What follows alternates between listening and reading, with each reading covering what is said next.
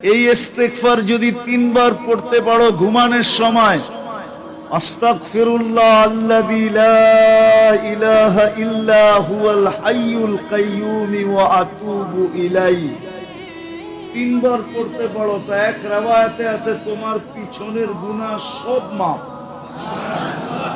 চাই ওটার মাত্রা যত হোক। আরেক riwayate আছে সমুদ্রের ফেনার পরিমাণ, গাছের পাতার পরিমাণ আর বালুর কণা পরিমাণ। আমার বিশ্বাস এটা সমগ্র মানুষ মিলেও করা সম্ভব না। কি সিলেটের মানুষ, হ্যাঁ,